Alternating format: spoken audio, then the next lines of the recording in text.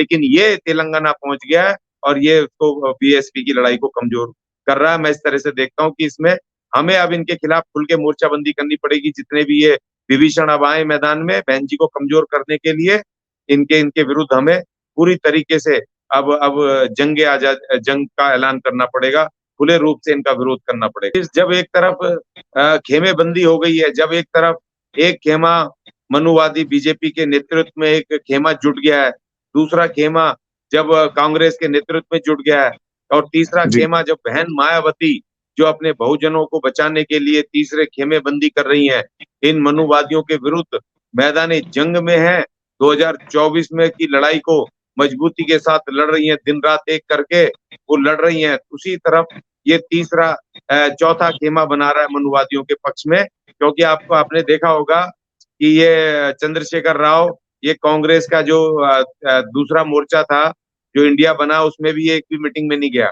ये समाजवादी पार्टी के नेता से तो मिलके आया था 2 महीने पहले चंद्रशेखर राव, लेकिन ये कांग्रेस के उसमें नहीं गया, क्योंकि इसकी जो बेटी है कविता, आपको पता होगा 3 महीने पहले उसको समन आया था ईडी का, क्योंकि जो जिस केस में दिल्ली का जो शिक्षा मंत्री मनीष सिसोदिया, सॉरी माफ कीजिए, दारू मंत्री मनोज सिसोदिया जिस दारू के तथाकथित दारू घोटाले में जेल में है, उसकी मुख्य अहम कड़ी ये कविता है, चंद्रशेखर राव की लड़की, जिसने उसको घूस दी थी और बीच में एजेंट बन के जिसने वो सौदा करवाया था, दारू सौदा, और उसमें इसको एक समन आया था और ये दिल्ली आके इससे पूछताछ हुई। उसके बाद पूछताछ नहीं हुई इसके साथ, न इसको गिरफ्तार किया, क्योंकि चंद्रशेखर राव ब्राह्मण है और उसने इन मनुवादियों का आदमी है, उससे कुछ सांठ-गांठ की बीजेपी से, और उसके बाद इसको कोई समन नहीं आया है। अब ये आदमी जाकर के उसी कविता से मिल रहा है जो खुद उसकी भ्रष्टाचारी है और भ्रष्टाचार में लिप्त है, और जिसके विरुद्ध ईडी में केस दर्ज है, और जिसको बीजेपी ने अपने खेमे में करके छोड़ दिया है, और ये उसी खेमे में जाकर के बीजेपी के तथाकथित खेमे के आदमी से, चंद्रशेखर राव से जाकर के मिला ये बहन जी के विरुद्ध। और शायद मुझे 1-2 ट्वीट भी मिले थे, इसको पैसे मिले हैं।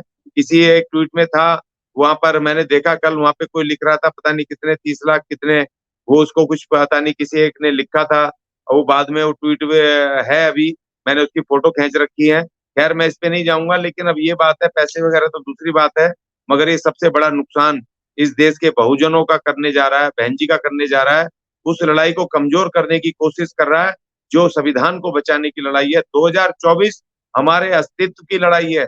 इस देश में एससी एसटी और बहुजन, जो इस देश के माइनॉरिटी और अल्पसंख्यक और जो इस देश के पिछड़े हैं, और अनुसूचित जाति जनजाति खास तौर पे, जो इस देश में सबसे विक्टिम है, जिसको कि संविधान को कभी लागू नहीं होने दिया कांग्रेस ने, और फिर उसके बाद इन मनुवादियों ने उसको तार तार किया उस संविधान को बचाने की।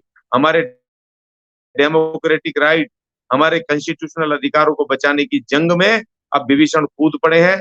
एक विभीषण दिल्ली भी आकर के बैठ गया महाराष्ट्र से, मैं बार बार कह रहा हूं, उस पर हम चर्चा नहीं करेंगे, लेकिन ये तेलंगाना पहुंच गया है और ये उसको बीएसपी की लड़ाई को कमजोर कर रहा है। मैं इस तरह से देखता हूं कि इसमें हमें अब इनके खिलाफ खुल के मोर्चाबंदी करनी पड़ेगी। जितने भी ये विभीषण अब आए मैदान में बहन जी को कमजोर करने के लिए, इनके इनके विरुद्ध हमें पूरी तरीके से अब जंग का ऐलान करना पड़ेगा, खुले रूप से इनका विरोध करना पड़ेगा।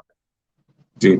अशोक अज्ञानी जी, आप कह रहे हैं कि खुले मन से इनका विरोध करना पड़ेगा। क्या कहेंगे जो सोशल मीडिया पे इतना गुस्सा है इसके रावण के खिलाफ, चंद्रशेखर रावण के खिलाफ, देखिए माफ तो कीजिए, क्या रावण कुछ? मत कीजिए, इसने कहा मैं पंडित, रावण तो मुझे मीडिया ने बनाया था, अब जी। इसने कहा मैं पंडित चंद्रशेखर आजाद से प्रभावित हूँ। काशीराम जी जी। को भी भूल गया है, अब इसने खुद ही जी। पंडित अपने आप के, अब ये हो गया चंद्रशेखर पंडित, ठीक है ना, जी। चंद्रशेखर आजाद पंडित हो गया। तो इसलिए अब इसको रावण मत बोलिए, रावण एक महान आत्मा है, रावण हर किसी की हैसियत नहीं है रावण रावण शब्द रखने का। इसने खुद मना जी। कर दिया मैं रावण नहीं हूँ। जी। सोशल मीडिया पे जिस तरीके से चंद्रशेखर का प्रचार हो रहा है, जिस तरीके से लोग इस वक़्त गुस्सा आक्रोश कर रहे हैं कि जब आरएस प्रवीण वहाँ पे मजबूत एक स्तंभ की तरह काम कर रहे हैं, बहुजनों के हितैषी बन के काम कर रहे हैं, बहुजनों को न्याय देने का काम कर रहे हैं, जिससे तमाम जो अपोजिशन पार्टी के लोग हैं वह कहीं न कहीं हिल गए हैं। तो किस नज़र से देखते हैं, क्या कहना चाहेंगे जो इस तरीके के पूरा सिस्टम को पूरा डैमेज हो रहा है?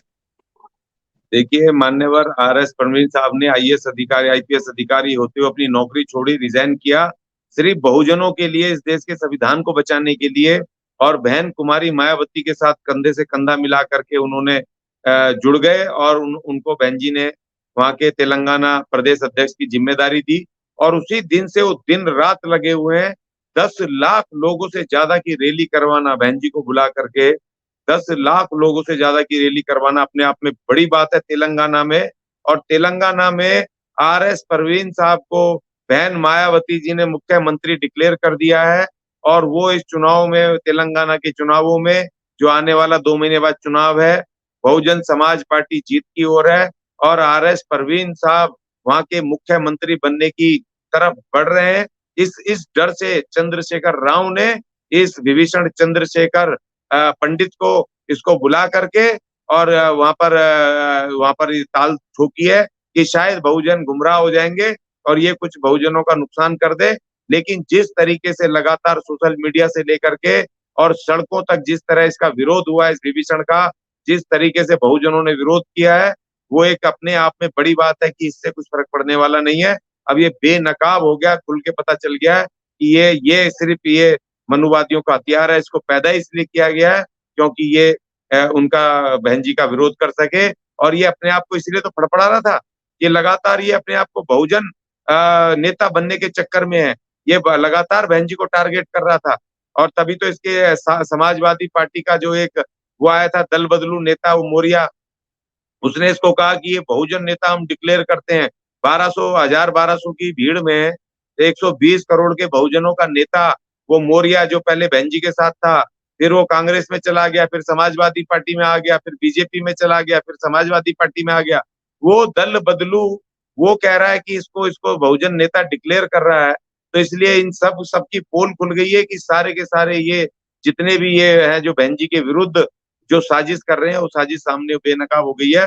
बहुजन किसी भी झांसे में आने वाले नहीं है। और ताकत बढ़ेगी अब बहन जी की, और ताकत बढ़ेगी, सबको पता चल गया।